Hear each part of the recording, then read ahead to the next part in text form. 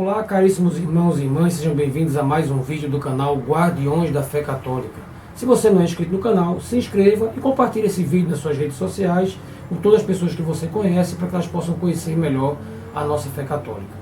Bom, no vídeo de hoje eu queria falar sobre um livro que eu acabei lendo recentemente, chamado A Contrição Perfeita, uma chave de ouro do céu, da editora Livre, e cujo autor é J.D. Drish. Vejam só, confesso que eu comprei esse livro mais pelo preço. Fiz uma compra de alguns livros, peço desculpa, estou um pouco rouco hoje. Fiz uma compra de alguns livros, estava muito barato, acabei achando o título interessante e comprei, e eu não imaginava o tesouro que eu estava adquirindo. Vejam, o que é a contrição perfeita? Eu sempre aprendi que contrição era simplesmente um ato de arrependimento, que você podia fazer em qualquer momento, mas eu nunca tive ideia que uma contrição ela pudesse trazer tantos benefícios à alma como aqueles que eu acabei conhecendo através desse livrinho. Tá? Um livro excelente, totalmente baseado naquilo que a igreja ensina, e ele fala o seguinte, nesse livro, do autor, que a primeira coisa que ele começa falando é sobre a definição do que é uma contrição. Vejam só, a gente precisa entender o que é um arrependimento verdadeiro, do que é simplesmente um falso remorso, porque algo que você fez lhe trouxe algum tipo de malefício, ou não lhe trouxe o benefício desejado. Então, por exemplo, uma pessoa que pega cometendo um crime, vai parar na cadeia, ou é punido de alguma forma, e fica arrependido disso, não porque ofendeu a Deus, não porque fez algo errado, mas porque está recebendo as consequências do seu crime, isso não é arrependimento.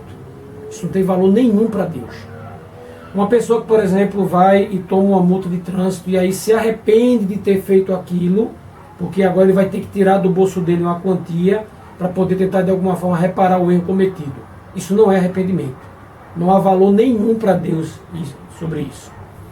Então, o que vem a ser uma contrição? Uma contrição é uma dor que o pecador sente, que ele lamenta profundamente ter ofendido a Deus. E aí entra a questão da contrição. Vejam, repetindo o que eu disse. A contrição há um arrependimento não pelas consequências do seu erro, mas pela ofensa feita a Deus. E essa contrição ela pode ser perfeita ou imperfeita. Vamos começar por uma contrição imperfeita. Se uma pessoa comete um pecado, toma consciência dele e se arrepende por temor a Deus, por medo de ir para o inferno, por medo de perder o céu, por medo de ficar no purgatório, isso é uma contrição imperfeita. Jerry, ela não tem nenhum valor? Tem valor porque é baseado na fé.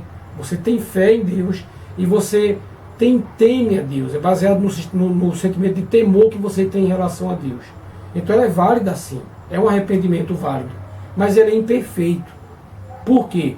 Porque numa contrição perfeita, o pecador ele se arrepende não pelo medo de perder o céu, não pelo medo de ir para o inferno, não pelo medo de ir para o purgatório, mas por ter ofendido aquele que ele ama acima de tudo, que é o próprio Deus. Então essa é a contrição perfeita.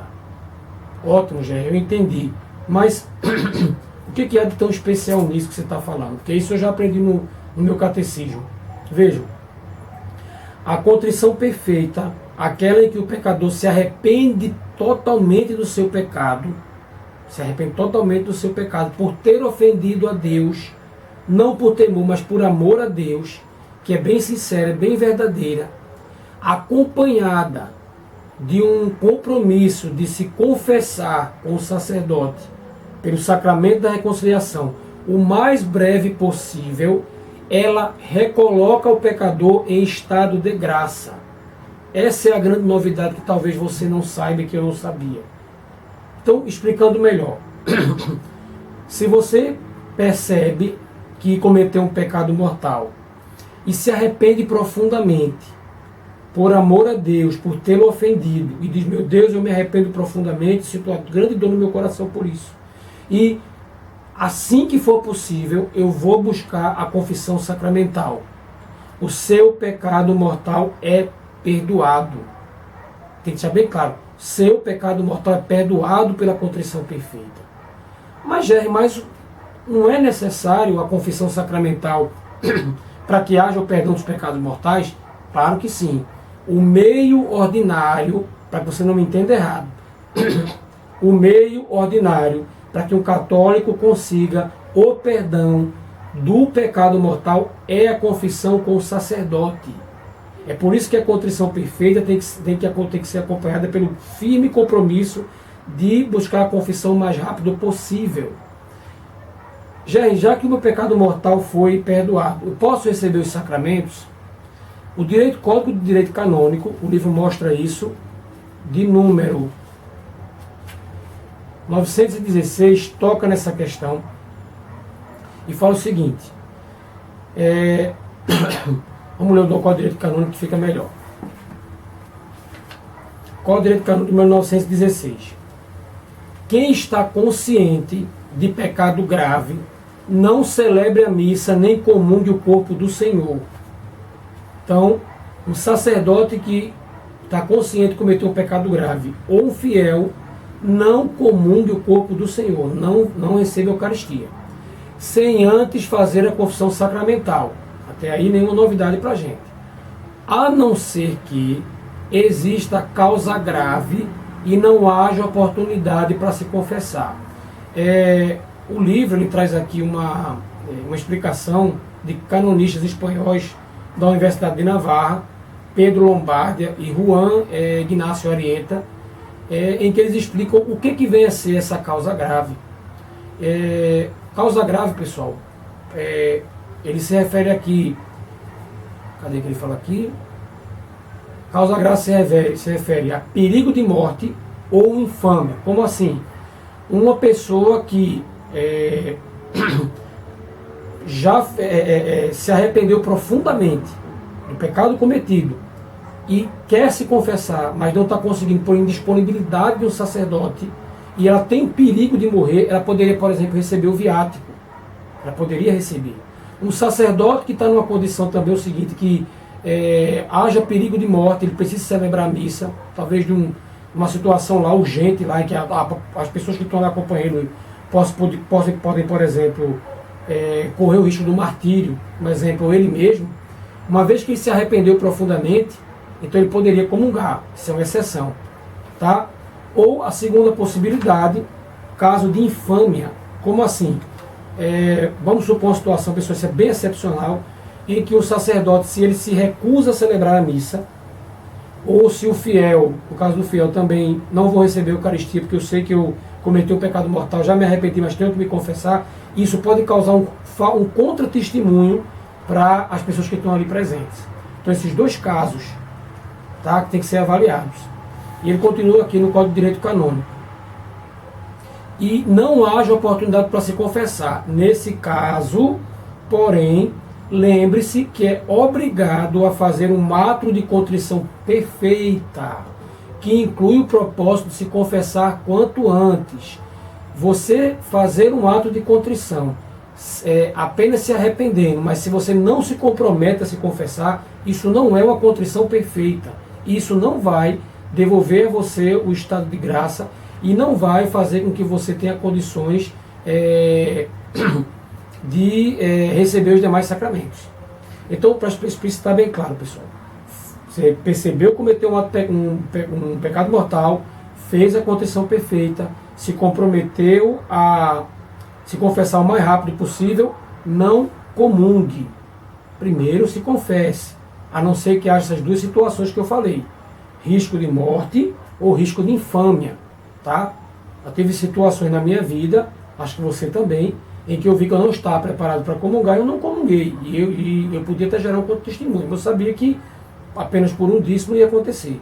Tá? Outra coisa que tem que entender é o seguinte. Quando a gente está falando de uma contrição perfeita, e a pessoa, por exemplo, pode dizer, não, mas aí se acontecer de repente de eu prometer que eu vou me confessar e eu não me confessar. O livro fala claramente sobre isso. O meu pecado volta a existir? Não, o seu pecado foi perdoado pela contrição perfeita. Mas se você promete a Deus que você vai se confessar, e você vai lá e não se confessa, seja por preguiça, seja por qualquer outro motivo, você incorre no outro pecado, você mentiu para Deus. Então você fica fora do estado de graça novamente. É um livro belíssimo. Ele fala sobretudo de como a gente está jogando fora uma chave de ouro para o céu, porque às vezes todo dia a gente vai dormir sem fazer uma contrição perfeita e a gente não sabe se vai chegar vivo na manhã seguinte. Tá?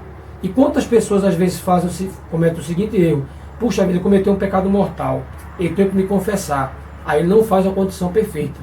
E ele vai ficar ali dias e dias, talvez até meses, em estado de pecado mortal, tá? Privado da graça santificante, quando ele poderia ter feito a contrição perfeita e procurado o mais rápido possível se confessar. Por exemplo, pessoas que vivem em comunidades ribeirinhas do Amazonas podem passar por uma situação dessa, que vê padre de mês em mês que vão vir lá. Ah não, cometi um pecado mortal, me arrependi, mas eu tenho que esperar agora. Não, faça a contrição perfeita.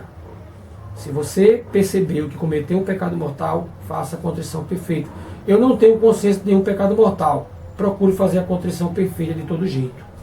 Como é que eu faço a contrição perfeita, gente? Há várias orações de contrição perfeita na internet.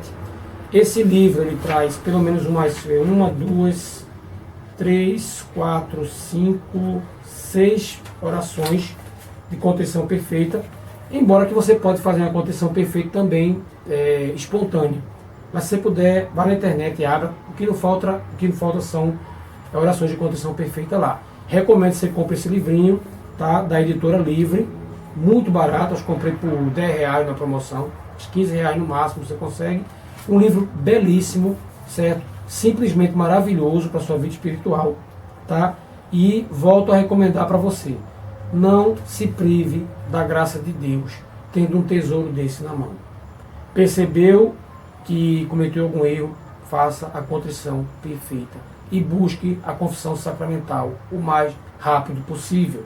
O livro frisa o que já está no catecismo e o que está no direito canônico. O meio ordinário para que você tenha os seus pecados completamente perdoados por Deus é a confissão sacramental. Mas isso não exclui que você, de maneira extraordinária, busque a contrição perfeita.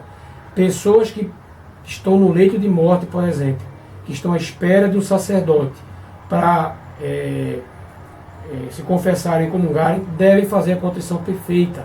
Você está com algum parente que está doente, vai fazer uma cirurgia, está com algum risco de morte, tá?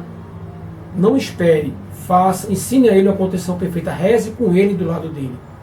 Reze com ele. Eu conheço gente que, infelizmente, esperou pelo sacerdote, já no leito de morte, o sacerdote acabou não vindo, tá? Mas essa pessoa esperou uma vez, esperou a segunda, esperou a terceira. Quando o sacerdote veio, essa pessoa já estava num estado que ela não tinha mais condições de se confessar, tá? Então, guarde bem isso para você. Faça a contrição perfeita todos os dias, com ou sem consciência do pecado mortal, mas sempre lembrando das duas condições. Eu tenho que estar profundamente arrependido por amor a Deus, não que medo do inferno ou da condenação, do inferno da condenação eterna não tenha nenhum valor, mas para ser perfeito eu tenho que estar profundamente arrependido por amor a Deus. Segunda condição, me comprometer a procurar o sacerdote o mais rápido possível, para poder me confessar com ele e receber a absolvição dele no sacramento da reconciliação. Então, Deus abençoe a todos. Obrigado por vocês terem assistido esse vídeo. E, se possível, adquira esse livro aqui, que é uma maravilha, um tesouro que você consegue por um custo tão baixo. E outra recomendação, vá na internet, imprima uma oração de condição perfeita e deixe na cabeceira da sua cama. Jesus abençoe a todos, Nossa Senhora interceda por cada um. Vejo você no próximo vídeo.